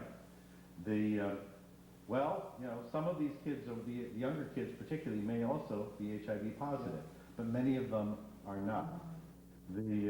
What better place to start than looking after your own, who are just down the road and who are going to be homeless? I mean, if response in the American tradition, to a personal tragedy like that in your own backyard doesn't summon up, a little church support, a little political support, a little, follow me, maybe that's an area where when the truth starts to come out, because it will be coming out. Now that the data is known, money will be applied for, programs will be set up, federal money will be brought to bear, Carol Levine, who runs the Orphan Project out of New York City, has already publicly announced, and most people seem to be agreeing with it, that by the turn of the century, we're going to have something like 100,000 AIDS orphans in the United States, perhaps as many as 30,000 in New York City alone. Just think what that will do to a huge chunk of that age group. How fast it will spread at that point if they aren't educated. No, it all becomes as a piece. Suppose these adolescents who don't get the message now, end up getting married or not married, as the case may be these days, and having kids. Are we 15 years? From now? Are we going to have to look back at 3 times the problem we are just beginning to see now? I mean, it's mind-boggling. Right. That's certainly my concern and why we're here tonight. Home viewers, 856-5666. We'd love to hear your questions, your comments about some of the particulars that we're discussing here. I see that there is an organization locally, or I should say in the county, that's Children Orphaned to AIDS also. That's part of the regional, Melissa Erlbacher from the ARC's office in Newburgh, and people from Dutchess County, and a considerable number of people from Orange County and Ulster County have been working on this project. And the first effort was to go to all the service organizations, medical and human services, and go through the caseloads and find out how many situations were such where it was pretty clear that within a year or 2 years at the most, both parents were going to be gone. And I had said in Dutchess County that I thought we might find 30 or 40 people, and Deborah Bierstock, who runs the long-term HIV home health care program, sat down, opened her casebook, and she fiddled around for a few minutes, and she gave me 37 out of her caseload, 37 kids. So I was off, and I'm pretty knowledgeable about these things. I thought 30 was a horrible number. It's clearly going to be more like 130 in Dutchess County alone. So Melissa has been working on that. Requests have been made for funding, for example, to provide training and lawyer assistance to do standby guardianship arrangements, to start adoption and try to keep the family together processes while one or both parents are still alive, rather than letting it slide till the last minute. Dad's gone, mom's gone, and suddenly you have 5 kids split up in foster care when maybe you could have preserved the family unit. And we all know what happens bad enough. You lose your parents to any kind of terminal illness. But to lose both of them, within, say, a period of 3 or 4 years, and then lose your family and your siblings, and be split up, what kind of 12, 13-year-old, it's going to take them 20 years to recover from that if we can't do something about it ahead of time. Mm-hmm. So are you basically satisfied with the response that you're getting from the people of the area as far as them supporting these different things, or are we going to have to pull them out of their homes to get involved because we need them? Both. Both. The people, I think Bob's point, the people who have been touched, those of us who've been touched and are in the work, including everybody who's sitting right here, we know. You don't have to preach to this choir. But I think your point is right. There's still people out there that think they're not in the choir. Oh, yeah. It's like the aircraft carrier, the rear is sinking, no problem, I'm going to the front. Yeah. Well, that doesn't happen until it hits home anyway. Yeah. Do you find support, I know in your Art for AIDS projects that you come up with, and maybe you want to share some of the things that you have in the plans for the near future. I'm glad that you mentioned the Dazzle and the Delaware. I think that's important. And I know there's been numerous other projects. Many things so far this year. I can't even remember. And you find that the community does support, I'm curious about your Christmas card project. I know that there's... Things have been sent out for that to all the schools, and like everybody in the whole county to participate. So the letters went out to all the schools. Are the schools getting involved in your... Here of late, in Middletown. We have a lot of participation from Middletown High. Okay, so we can right now encourage some of the home viewers here that when the letters come to the school, please have the art teachers address it. It's a school project that we set up. Mm-hmm. What it is we're asking for designs for the Christmas cards. And then we sell them, $12 for 18 of them. Yeah. And there was 2 sets. Yeah, That's 2 sets. changed. Yeah. Oh, we're gonna do one set. Well, we can't talk about prices anyway. I know, but I'm saying that was then. But that's what the high schools have been invited to do, the students, and to submit designs. Design by itself or with the slogan. Yeah. Is there anything upcoming in the near future? I know that you've done murder mystery dinners and things along that line. And I think we have a costume ball coming up. Yeah. And the best way for anyone to get information about Art for AIDS is 341-9159. And you can always leave a message and someone will call you back. Again, that's 341 9159. 9159. And the address that I have here, Art for AIDS, is still correct, I believe? It's located right in Middletown, New York, so... P.O. Box, that's 8175. Okay. Middletown, New York, 10940. Okay. So those of you that are home and curious as to see what's going on, come out. But also, because I know this audience is watching tonight, I know the enmity between Port Jervis and Middletown. This is not a Middletown project. This is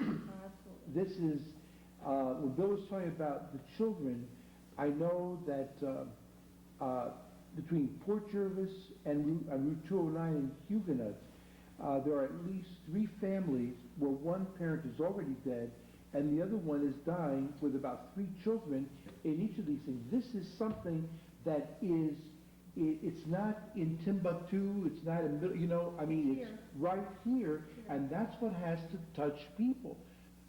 That it's here with you. It's just really important. There was, and this was not too many years ago, this was I think 91 or early 92, late 91 or early 92, I won't pin the school down, I was having discussions with people involved in one of our Orange County schools, and I was being told that, this just wasn't an issue in the high school. And that particular high school at that point had two HIV positive students, one of whom was a hemophiliac boy, and as some of you may know, he died. The other one, however, was not. The other one was just an ordinary middle-class kid who happened to be in the wrong place at the wrong time. And yet here's the administration saying it's not a problem, it's not a problem, it's not a problem. One of the first breakthroughs in dealing with high schools in the area came when I was working for ARCS in the Newburgh office. Again, this was late 91, and I got a call from the school nurse. And in one afternoon, she had a former student and two students go through her hands in the same afternoon, all of whom were freaked out because they turned out to be HIV positive, and she was one of the few people that they trusted to talk to. They hadn't even told anybody in their family yet, and so forth. And she was thinking, my goodness, I've known these two girls and a boy. I've known these kids all my life. This is a school I've been working in for 15 years. If I know about this, what do you suppose I don't know about? Oh, yeah. And within a month, she had a peer education program going in that school. It goes back again to what you said, before about being touched personally, and it doesn't help that there's still a stigma attached to this disease, which makes everybody fearful with good reason about going public. Yeah. And to the extent that people don't go public, then things appear to be hidden. I can't tell you how many funerals I've been to where the eulogy was all about the brain cancer. Everybody in the room knows, of course, you don't want to insult the family, but the communication you're putting out to the community is that, oh, it wasn't AIDS. When everybody who's still alive afterwards needs to know is, guess what? It was AIDS. In this church, in this family, in this funeral. However, let me push my optimistic viewpoint. You watch the obituaries, and you're seeing more and more times when AIDS is mentioned, in one way or another. Either the family reported he or she died of AIDS, or down at the bottom, memorial gifts to something with the name AIDS in it. This is happening more and more because my thesis is that people are turning to, slowly, more slowly than I would like, but the millennium isn't here yet, nor is it in sight, but I'm sure we're on our way toward it. I trust you're right, and I have to say, after 10 years of work, I think we're certainly, I've even moved closer to Bob's position. I mean, I do think there is hope. I do think that people are beginning to get the message that somehow or other this is going to affect them. And of course, the American system, you wait too long, and then eventually you get consensus, and then we'll probably pounce on it and overdo it. In other words, what we could have done for 10 cents, we'll end up, throwing $1.50 at it. Well, let me give you a little bit of the narrative of the RAIN program, because this illustrates it. RAIN was started in Orange County, and this is the first in New York State, by the way. A pattern after a program in Arkansas, of all places. A lot of things are coming out of Arkansas, good and bad. This is one of the good things coming out of Arkansas. And the woman who started and runs it down there came up to be our instructor and to start our first program, which was at the Presbyterian Church of Middletown. And the first training was held last October, and we had over 50 people turn out. And the 50 people took training for a full day, and were then divided up into 4 care teams. And each care team was assigned to a person who has AIDS. Do you want me to interrupt for a moment? Excuse me, I don't mean to interrupt, but we have a caller, and we're prepared to put their question over the air, if you don't mind. Fine, let's go, and I'll resume later. Our director, please, at your days, we're ready to listen. Yeah, well, I mean, I have several questions, but first and foremost is the fact that, with AIDS, it seems like there are other diseases that claim a lot more lives than AIDS has. And I know you say, well, in the future, AIDS is going to claim so many more lives. Again, this is a push to get money. Now, all the money in the world isn't going to help these people unless maybe it's a behavior problem, whether it's a promiscuous behavior, among people who are drug users and those with the gay lifestyle. Now, they try to say it's the heterosexual community is spreading in there. I think that's a fair tactic. And that's all that is to say, it's spreading among the heterosexuals. The fact is, it's mainly in the gay community and among those drug users that use needles. And, you know, the statistics, if they're brought out to light, will bear that out.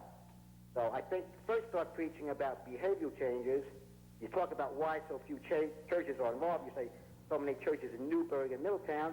What churches are these? And who make up these churches? Is it the majority of the population or some secular group? And I think that's what you're going to find. And that's why that is. Because we're talking morality and behavior. So I think you start talking about education in school, they try to say use condoms. Well, the condom isn't going to protect people against the AIDS virus. And it's a false premise. So when you start giving the facts truthfully, you may get more benefit and more people responding to you.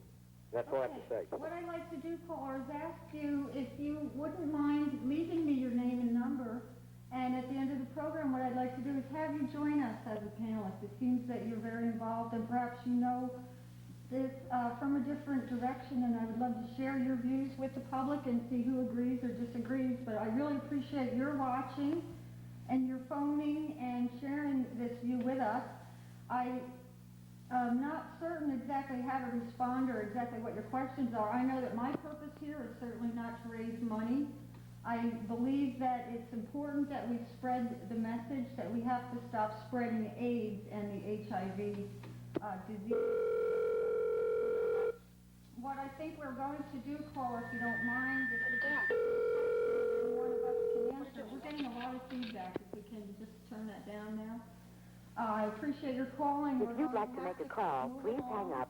We might say one thing to the caller, however. Please, yes, I was going to say. The progression of the disease is such that I'm impressed with one statistic I've been given, and that is that by the turn of the century or shortly after, in the world at large, 1 person out of 5 will have AIDS. And this is a statistic that's being used and is pretty reliable, I think. Bill, do you? Well, of course, looking ahead is always difficult, and you don't know whether the trends will continue exactly the way they are.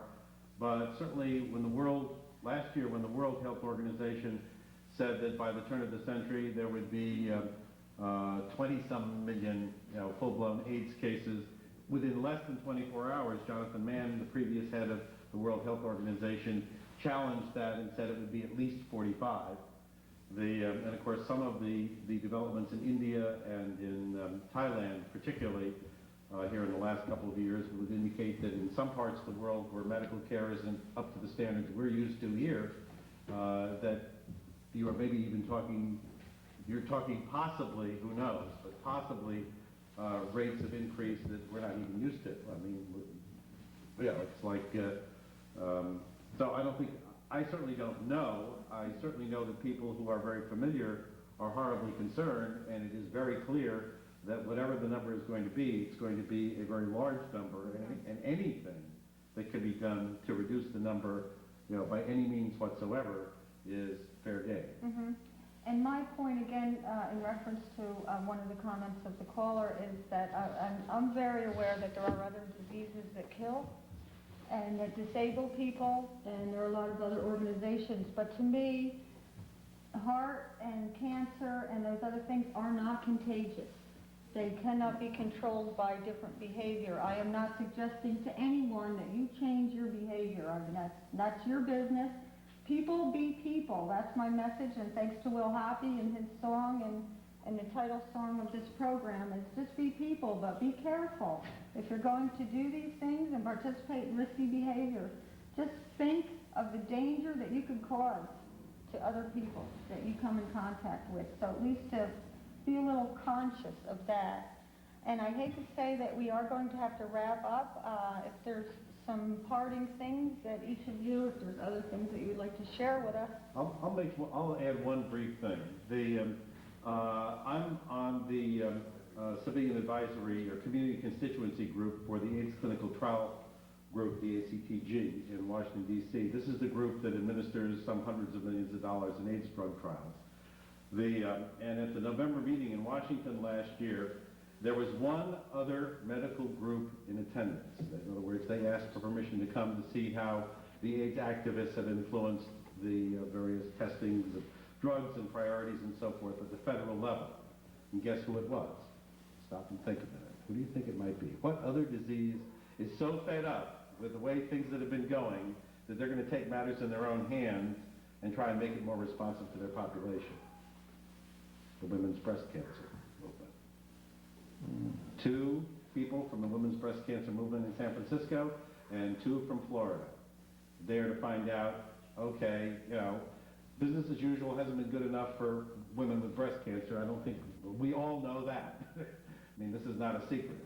They're not satisfied with the priority it's been given, and they're going to do something about it. And they're going to start by building on the AIDS community activist type response, which doesn't necessarily mean just act up and in your face. It also means getting your church to do something. It also means getting your hospital to do something. It also means the kind of things that you guys have been doing right here in Orange County. That's activism too.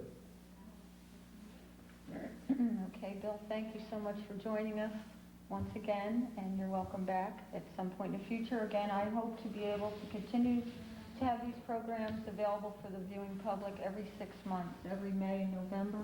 And if in that time there's any events that we should be made aware of, please, share that information with us, and we'll pass that along to the viewers. Bob, is there anything that you would like to share? 343-6359. 343-6359. This is the number for anyone who would like to participate in the RAIN program as a volunteer. Glad to hear from you. Great. Thank you very much for joining us and sharing your... My pleasure. Thanks for having me. Well, Sharon, thank you for being here. Best of luck in your efforts in Art for AIDS, and hopefully you can meet some of this community at the Dazzle on the Delaware. Coming by. I hope so. We have a wonderful T-shirt this year. Really beautiful new T-shirt. Chris, thank you. Thank for you. being here. If there's any message that you would like to leave with our communities, because we are one large community here. Well, the message I'd like to leave is the caller that called in here, he pretty much pinpointed a lot of things I've been trying to say. When he said the behavior of the people, the drug addicts, and that's what caused them to get AIDS. And I think that he was saying just write them off because this is behavior maybe he doesn't indulge in. And that's part of the hurdles that have to be overcome. People be people. And so, I mean, we're part of the family. And so that's what we got to do, is take care of each other. You can't write them off, though. Can't write them off. No, but I think that's what he was saying. I know, but you can't write them off. No, you cannot write them off. It's not acceptable to write anybody off, That's whether correct. you like them or not. Right, exactly. What the other comment that I would like to share with you is the fact when he mentioned that AIDS is for the needle drug users, I personally have been very fortunate to know some people that are HIV positive, and these are young women. These are not IV drug users or needle drug users. They are not gay. They have had sex with someone that is infected. Yeah, that's right. That is my point, and that is my purpose of continuing this program. These individuals that I have met were no more involved in that risky behavior than anyone else, and evidently had unprotected sex, and therefore are HIV positive today. So for that purpose, my message is it's not just a gay issue, and it's not just a needle drug issue. We are all at risk, and I think it's important that we educate ourselves and we educate our children, because those are the ones that will suffer the most from this. We will all be gone, and what I would like to say at this point, again, our phone lines are open, 856-5666. I want to thank the home viewers for joining us, and I want to thank our panelists here this evening. I think it's wonderful that you've come to Port Jervis to share your knowledge with us, with the home viewers. I want to encourage all of the home viewers that are interested to get involved, do something, do any little thing, support Art for AIDS, or support any organization that is spreading the word to stop spreading the disease. I would like to thank the crew that we have here tonight. Don DiStefano, Krista Baker, and Jackie, and Dave Smith, Good. and Mark Krebs, technically. I really appreciate the Access 8 staff here. Again, the home viewers, for having us in your home. I really, Thank you. yes. Thanks for tuning in Access 8. Keep supporting your public access station. I want to give sincere thanks to my friend Jerry Walters at Jerry Signs. He's been kind enough to contribute this sign with this message that I just feel is so important. And I basically want to thank Will Hoppy, because this is a Will Hoppy song from his Lonely Hotel CD. And I'd like to encourage all of you to buy Will's CD, support it. It is fabulous. And the words of the song are on our music theme, and I think it will encourage this type of thinking if you can just listen to the words that Will sings on the way out. And keep supporting Access 8. I want to say that my friend Stacy Davino had planned to join us here this evening. Stacy is running all over the counties doing her education, and I want to wish Stacy well and invite her back in our November show. And again, they're all welcome to come back in 6 months, and let's see what we can do to spread the message. Good, thank you. Home viewers, please stay tuned. We will go on with a videotape of the SOS panel and Jane Elvin in Newburgh. So please stay tuned. Thanks for watching Access 8.